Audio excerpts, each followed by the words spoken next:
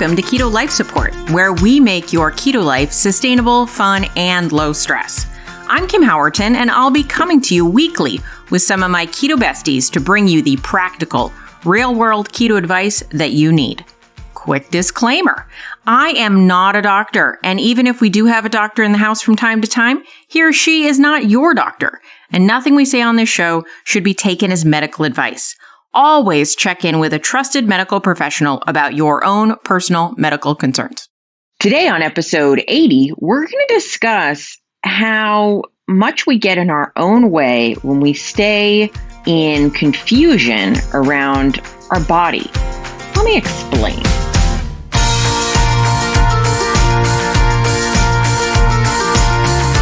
Okay, so this is what I started thinking about this week, and often I'm just like, I'm thinking about this. Let's talk about it, shall we? I got a new CGM, a continuous glucose monitor from the company Abbott.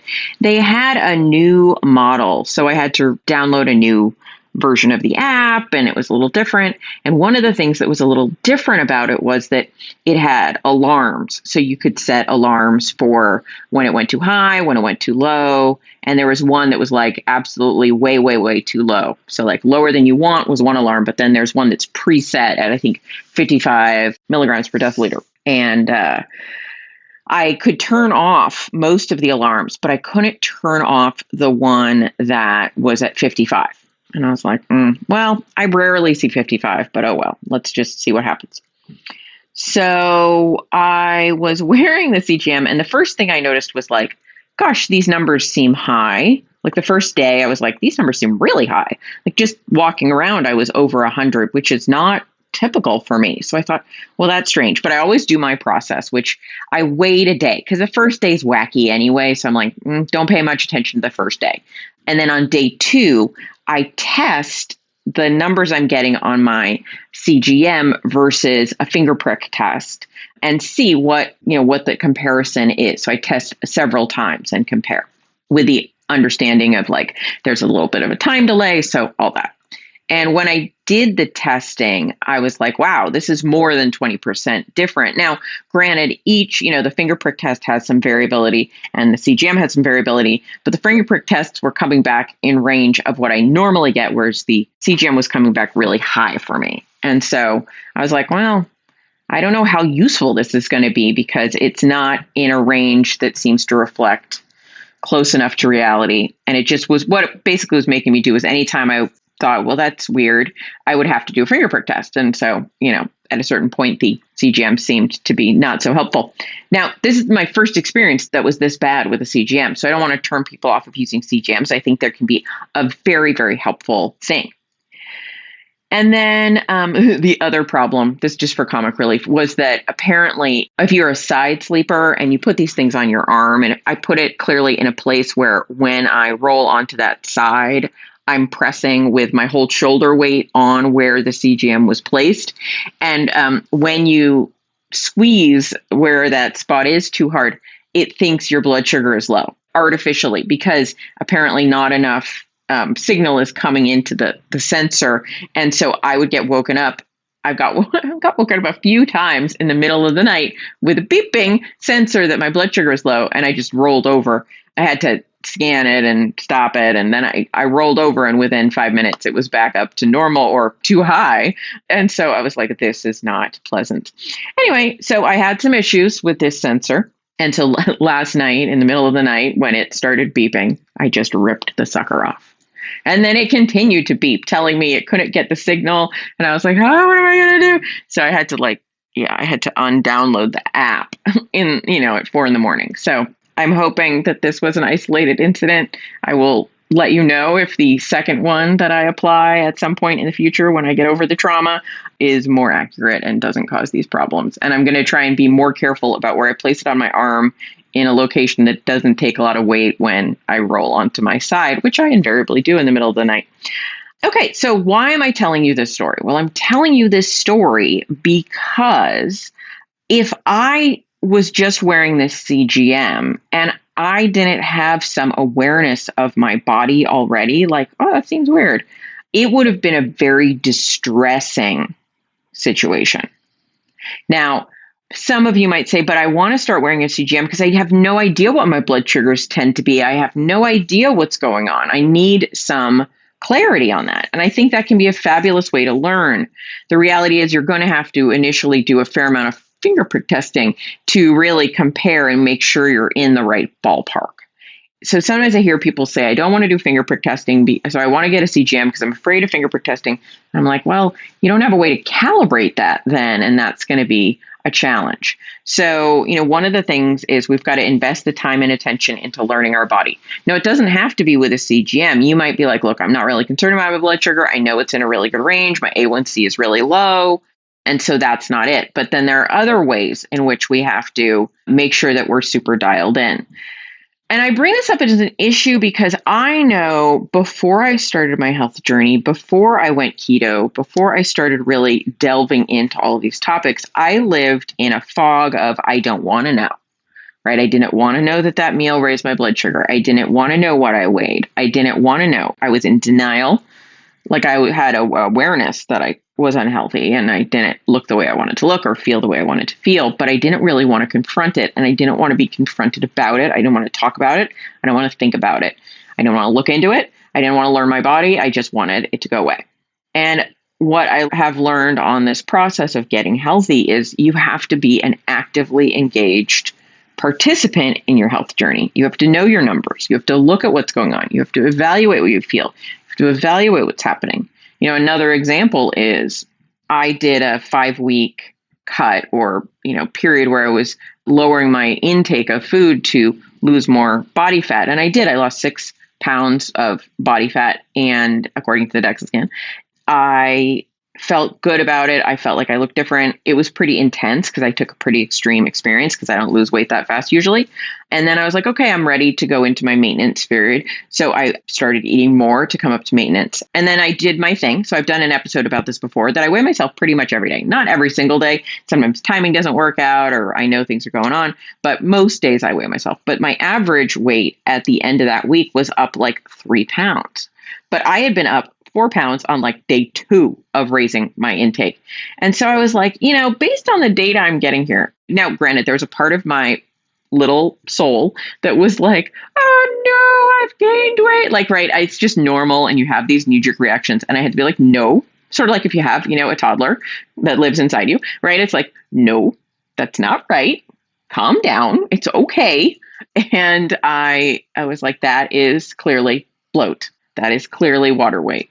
And so I got to the end of the week and my average was, as I said, a good few pounds higher. And I'm trying out an app that does like automatic adjustments to your intake. Like it's like, to lose, to gain. I'm trying it out to see what I think of it so I can tell people whether I think it's good or not. Because people often want to know. And so, one of the things that I like about this app is it takes into account like what your weight did to determine what they consider your maintenance calories. But because I gained weight that week, it was like, oh, clearly we need to adjust these down, and it adjusted my calories down. And I was like, I don't think that's the right thing. I think we need to stay the course. Like I knew that because I knew my body, but it adjusted them down because it's an app. It's not a person. So I ended up writing the company and saying, because they have a help desk, I don't think this is right. And lo and behold, 3 days later, so at like day 10 instead of day 7, I'm down several pounds, even below what I was when I raised my calories. So I was like, yeah, it just took a while to come off. That's just my body. I know my body. I know that was water weight because I check and I recheck and I experience things and I live in reality. I mean, there's a lot of fear and anxiety in here too, but I try and focus and live in the reality, not live in the anxiety. The anxiety I tell to go away on a regular basis because it still wants to come in. But I'm like, oh, I know these things, so I can make more educated choices and I don't do crazy things like give up on my approach because I had a wonky week with water weight. And just as an aside, and I'll talk about this more in an episode, this is why actually I'm trying to see if this app is good, because what I hate about most online calculators and apps. You know how you can go to somebody's website and you can put in your height and your weight and your yada, yada, yada, and it's going to tell you, you should eat like this. And, the reality is they did a study about this recently. If you're looking for it, it's Pontzer, Pontzer is the lead author on the study. And they found, what's the range of people's caloric needs. And like, as an example, they based it on fat-free mass because that was actually the constant. It wasn't like there wasn't a lot of variability on gender, on most ages. Yeah, all these things were pretty alike. The marker they tracked that worked was fat-free mass, which is the same thing as lean body mass, right? So, you have body fat and you have fat-free mass. The total sum of your body are those two things, right? So, and they found, say, somebody about my size, I'm like 5'9". I mean, not everyone was that tall, but based on the amount of lean body mass I have at 5'9", so just as an example, someone around my age, my size, in terms of lean body mass, that is not necessarily fat mass, that was not especially correlated, could be eating anywhere from 1,200 calories to 5,000 calories and maintaining their weight. So there's a huge range that this study found. Again, I'm going to go, people are probably confused, total aside, but the reality is, this is why I don't trust any online calculators, really. They work for averages. So if you put 100 people together and you average their intake, these calculators will work, but nobody's interested in the averages. They're interested in what you should eat. So, this is why I kind of like this app a little better, because it actually learns what your maintenance level is over time. It gives it time to learn. And so you don't need an app for that. You can actually just track and pay attention. And so I'll go into all of that. And I've talked about it before, but the reason I bring this up is you have to learn your body. You can't trust a calculator. You can't trust what somebody else tells you. You can't trust somebody who doesn't understand the individuality we all have, who says, well, you're this size and this height and this, lifestyle, and so you should burn this many calories. And if you don't, they're going to say you're either non-compliant or, you're just not doing it right or whatever. And the reality is there's a wide range of what people's bodies will do. And so you have to have a period where you're like, let me learn what my body will do so that I can make adjustments to what my body will do and get where I want to go, because I am an individual and my body doesn't react like a computer program, right? So based on both of those things happening over the past couple of weeks, it was like, how much do people really understand that this is so central to learn yourself, to know yourself, to give yourself some grace, to not make assumptions that it's always bad, right? I could have made an assumption that I actually gained like 3 or 4 pounds of body fat in a week, which would have been ridiculous based on what I knew. But if I went into fear, if I went into assumption, I would have thought that. And I could have potentially, because many people will do this, say, well, F it. Why am I even trying? I've just gained back almost all of the weight I lost over that really hard period of trying to lose weight. I'm broken, yada, yada, yada. I'm going to eat an enormous amount of food in this binge that I'm going to have now, right? And how many people do that? And it's like, no, just know and trust your body. And it's not easy. It's taken me over 5 years to get to this point. And I'm not trying to say I'm perfect. I am far from perfect. But I'm saying that, in those imperfect moments, more often than not, I can say don't be ridiculous. You know better. Don't do it. Don't think about that. Don't think that way. That is stinking thinking. So this is we're coming into the holiday season as I record this. Things are going to happen.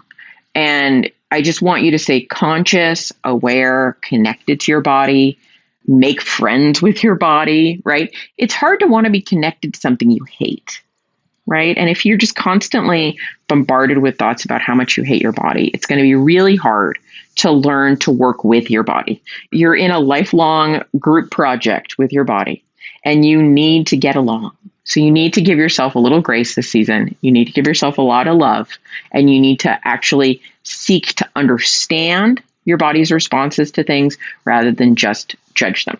So I hope this was helpful for you, and I hope you have a fabulous week, and I will talk to you very soon. Oh, by the way, I almost forgot. It is currently, as I'm recording this, the first week in November, and Nisha Salisbury and I are doing a special holiday helpful program. It's called Hope for the Holidays. And it's just about staying on track with whatever your goals are this holiday. We don't have any expectations for you other than we're going to support you in what you want. If you think that would be helpful, there'll be a link in the show notes. And if you want to join us, please do. If you end up listening to this way after, no worries. There's lots of ways you can connect to us. Please don't forget, you can always join the Facebook group, Keto Life Support. We'd love to hear from you. Take care. Bye-bye. Thank you so much for joining us for this episode of Keto Life Support. Want more information? Want show notes? Want to suggest a topic? Just head over to ketolifesupport.com. That's where all that kind of thing can go on. By the way, I have a request. If you could go to your podcast host and hit subscribe, we would really, really appreciate it. And what would be even more awesome is if you could write a review. And what would be even more awesome than that is if you could write like a really flattering review. Just asking, you do you. All right. So thanks so much for joining us. I'm thrilled that you're part of the Keto fam. Talk to you soon. Bye-bye.